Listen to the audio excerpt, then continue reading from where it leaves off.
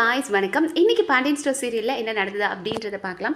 So first scene என்ன காட்டுறாங்க அப்படின்னா, நம்ம நேற்றே பார்த்தோம் இல்லையா, சதீஷ் பேசுகிறாரு. லைக் அவர் என்ன சொல்கிறாருன்னா, உனக்காக நான் வெயிட் பண்ணுறதுனாலும் ஓகே, எத்தனை வருஷம் 2 வருஷம் 3 வருஷம் அப்படி இல்லை, உனக்கு என்ன பிடிக்கல அப்படின்னாலும் இந்த கல்யாணத்தை கூட நம்ம நிறுத்திக்கலாம். நம்ம அல்டிமேட் கோல் என்ன, 2 பேரும் சந்தோஷமாக இருக்கணும் தான். உனக்கு என்ன பிடிக்கலனாலும் எனக்கு ஓகே, ப்ராப்ளம் இல்லை. பட் எனக்கு உன்னை பிடிச்சிருக்கு, எனக்கு லவ் பண்ணுறது எதுவுமே எந்த பிரச்சனையும் இல்லை அப்படின்ற மாதிரி சொல்கிறாரு. அந்த வாய்ஸ் நோட்டை கேட்டு நம்மளோட மீனாவாகட்டும் ராஜி ஆகட்டும் ரொம்ப சந்தோஷப்படுறாங்க. ஸோ மீனா சொல்கிறாங்க, எனக்கு தெரியும் சதீஷ் மெச்சூராக ஹேண்டில் பண்ணுவான்னு தெரியும், பட் இவ்வளோ மெச்சூராக இருப்பார் அப்படின்னு நான் எதிர்பார்க்கல அப்படின்றாங்க. அண்ட் நம்ம ராஜியும் சொல்கிறாங்க, அரசி ரொம்ப நல்ல பையனாக இருக்கான் அரசி இவர் அப்படின்றாங்க. ஸோ நம்மளோட மீனா சொல்கிறாங்க, சரி ஃபீல் பண்ணாத, இவனை மாதிரி நல்ல பையன் உனக்கு கிடைக்காது, அந்த குமரவேல் சரியான பொறுக்கி, அந்த பொறுக்கிக்காக இந்த நல்ல பையனை விட்டுறாத அப்படின்றாங்க. ஸோ அதுக்கப்புறம் நம்ம அரசி போயிடுறாங்க. போனதுக்கப்புறம் மறுபடியும் அந்த வாய்ஸ் நோட்டை அவர் சொன்ன விஷயங்கள் எல்லாத்தையும் ரீகால் பண்ணி கேட்டுக்கிட்டே இருக்கிறாங்க. லைக் கொஞ்சம் கொஞ்சமாக சதீஷ் மேலே ஒரு நல்ல ஒப்பீனியன் வந்துருச்சு.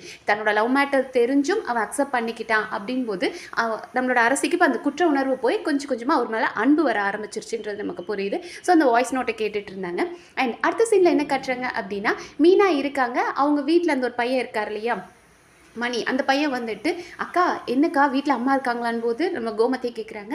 மீனா சொல்கிறாங்க, இல்லை அத்தை கோவிலுக்கு போயிருக்காங்க அப்படின்போது, அக்கா டான்ஸர் அக்கா எங்கே அப்படின்றாங்க. ஸோ நம்ம ராஜியும் வராங்க, அக்கா டான்ஸ்லாம் ஆரம்பிக்க போகுது வாங்கக்கா அப்படின்றாங்க. அப்போ மீனா சொல்கிறாங்க, ராஜி நீயும் அரசியும் கோவிலுக்கு கிளம்புங்க அப்படின்போது நம்ம ராஜி வந்துட்டு, அக்கா எப்படிக்கா போகிறது, அத்தைக்கிட்ட சொல்லாமல் போனால் பிரச்சனை ஆயிரும் தானே அப்படின்போது, அதெல்லாம் நான் பார்த்துக்கிறேன் நீ கிளம்பு அப்படின்போது, அக்கா இல்லைக்கா எனக்கு ரொம்ப பயமாக இருக்குது, ஏதாவது பிரச்சனை ஆயிரும், அத்தை வந்ததுக்கப்புறம் சொல்லிட்டு கிளம்புறேன் அப்படின்போது, உன்னை சொன்னால் போக விட மாட்டாங்கன்றது உனக்கும் தெரியும் எனக்கும் தெரியும், அப்புறம் என்ன போகிற அவங்க கிட்ட கேட்டுட்டு இருக்க முடியும், நான் சமாளிச்சுக்கிறேன் நீ இப்போ அப்படின்போது, நீங்கள் என்ன சொல்லி சமாளிப்பீங்க அப்படின்னு ராஜி கேட்குறாங்க.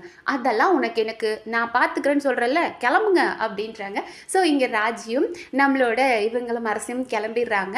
ஸோ மீனா யோசிச்சுட்டு இருக்காங்க ரூமில் உட்காந்து, என்ன சொல்லலாம், நம்ம பாட்டுக்கு பெரிய இவ மாதிரி ஓகே நான் பார்த்துக்கிறேன்னு சொல்லிட்டு இப்போ அத்தை கேட்டால் என்ன பண்ணலாம் அப்படின்னு இவங்க ரூமில் உட்காந்து யோசிக்கிறதுக்குள்ளேயே கோமதி வந்துட்டாங்க. வந்து ஹாலில் நின்று கூப்பிடுறாங்க, அரசி ராஜி மீனா எங்கே இருக்கீங்க அப்படின்னு கோமதி கூப்பிட்டுட்டு இருக்காங்க.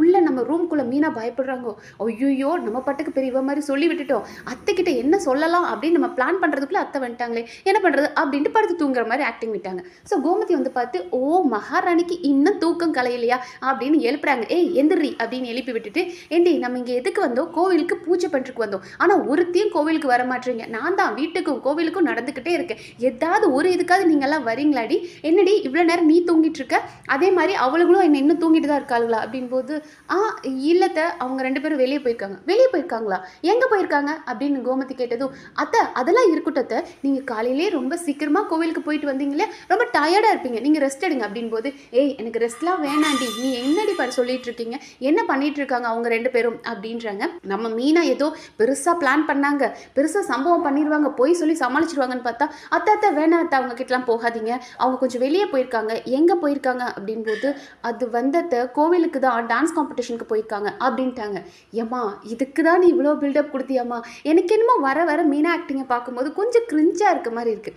லைக் என்ன அப்படின்னா, இப்போது ஒரே ஃபேமிலியாக இருக்கும்போது எல்லாரும் சேர்ந்து பெர்ஃபார்ம் பண்ணும்போது யாரோட ரோலும் பெருசாக வெளியே பேசப்படாது தெரியாது. ஸோ தனக்குன்னு அந்த இண்டிவிஜுவல் கேரக்டர்னு ஒன்று இருக்கு இல்லையா, அதை நம்ம வெளியே எக்ஸ்பிரஸ் பண்ணுற இடத்துல தான் வந்து அவங்களோட ரோல் நம்ம மனசில் நிற்கும். அதனால மீனா தனக்குன்னு கிடைக்கிற ஆப்பர்ச்சுனிட்டியில் கொஞ்சம் எக்ஸ்ட்ரா ஓவர் டூ பண்ணுற மாதிரி எனக்கு என்னமோ தோணுது. லைக் கிரிஞ்சாக இருக்குது. அவங்க கோமதி கூட சில நேரம் வந்துட்டு அவங்க லைக் நான் ஒரு மாட்டிக்க போகிறேன் அப்படின் போது அதை சமாளிக்கிறேன்ற பேரில் ஒன்று பண்ணுறாங்க இல்லையா, அதெல்லாம் மீனா ஆக்டிங் நம்ம சீசன் 1 பார்த்ததுக்கும் சீசன் 2 பார்க்குறக்கும் எனக்கு என்னமோ கொஞ்சம் கிரிஞ்சாக இருக்குங்க, கொஞ்சம் கம்மி பண்ணிக்குவாங்க பர்ஃபார்மன்ஸை அப்படின்ற மாதிரி இருக்குது.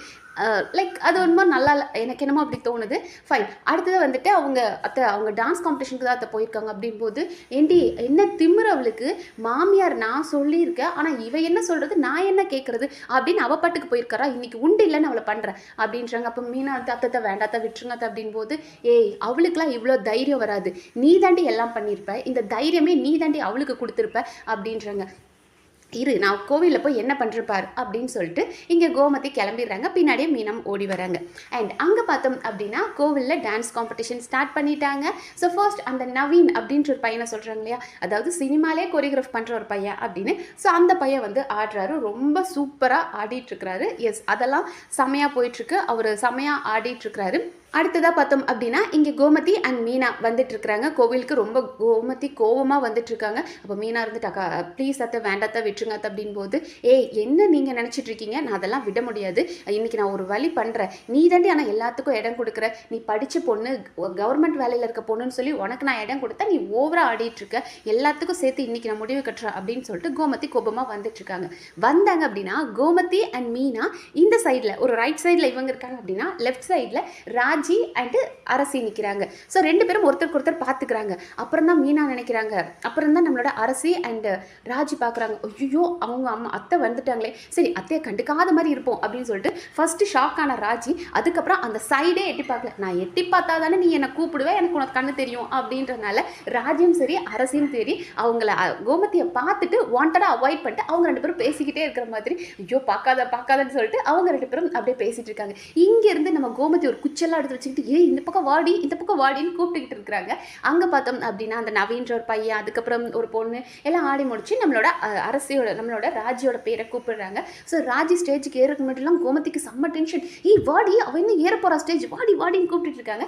பட் எப்போதும் போல தரமாக டான்ஸ் ஆடினாங்க, வேற லெவலில் இருந்தது. ராஜியோட அழகே அந்த கிரேஸ்ஃபுல்னஸ் தான்.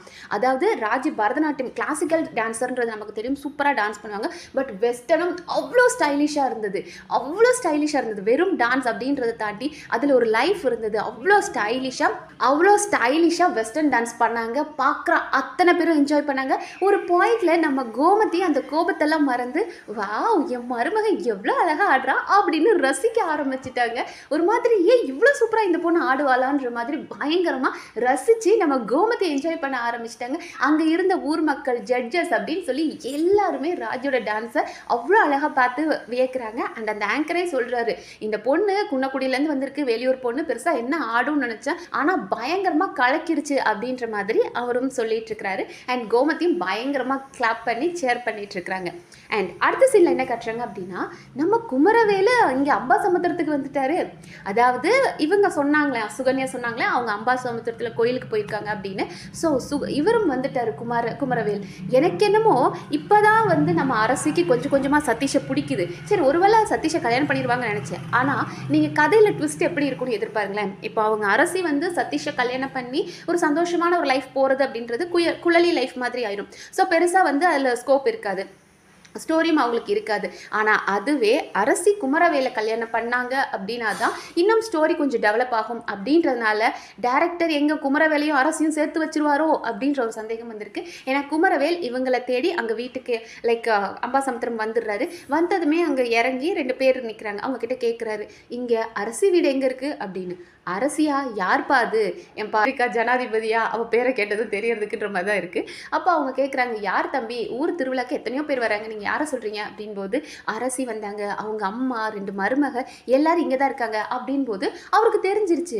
அவர் உடனே சொல்லியே அந்த வீட்டில் நம்ம மணிப்பைய கூட இருக்கிறா இல்லையா, அந்த ஒரு மளிகை கடைக்காரங்க குடும்பம் வந்து இருக்கு இல்லையா, அவங்கள தான் இருக்கும் அப்படின்னு கரெக்டாக அந்த வீட்டை சொல்லிட்டாரு. அப்போ நம்ம குமரவேலும் ஆமாம் அவங்கள தான் நான் சொல்கிறேன் அப்படின்போது, சரி தம்பி நீ யார், நீ எதுக்கு அவங்கள தேடி வந்திருக்க அப்படின்போது, நான் வந்து அரசியோட முறப்பைய அவளை கல்யாணம் பண்ணிக்க போகிற பையன், அவளை பார்க்க தான் வந்தேன் அப்படின்னு தைரியமாக சொல்லிட்டாரு. சரி பரவாயில்லையே அந்த பிள்ளைய பார்க்காம இருக்க முடியலன்னு தம்பி இங்கே வந்துருச்சு அப்படின்னு சொல்லி அந்த பெருசுங்களும் வீடை சொல்லி விட்டுருச்சு. ஸோ நம்ம குமாரும் அப்படியே அந்த வீட்டுக்கு வராது. என்ன தைரியத்தில் வராரு எனக்கு அது புரியல. வீட்டுக்கு தெரிஞ்சு பிரச்சனையாகி செருப்படி வாங்காத குறையில எல்லா அடியும் வாங்கியாச்சு.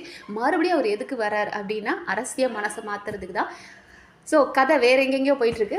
நல்லா தான் இருக்குது. லைக் அவங்க வீட்டுக்கு வராரு, வந்து பார்த்தா கதவு பூட்டி இருக்குது. ரொம்ப நேரம் அங்கே நிற்கிறாரு. அப்போ வந்த வழியே ஒரு அம்மா போகிறாங்க. அவங்க கேட்குறாங்க, யார் தம்பி நீங்கள் அப்படின்போது, இல்லை இந்த வீட்டில் இருக்கவங்களை பார்க்க வந்திருக்கேன் அப்படின்றாங்க. அப்போ அவங்க சொல்கிறாங்க, இல்லைப்பா அவங்கெல்லாம் கோவில் போயிருக்காங்க, சாயங்காலம் தான்ப்பா அவங்க வருவாங்க அப்படின்னதும், அப்படியா சரி ஓகே அப்படின்னு சொல்லிட்டு நான் வெயிட் பண்ணுறேன்ட்டு வீட்டு வாசலில் வெயிட் பண்ணிட்டு இருக்கிறாரு.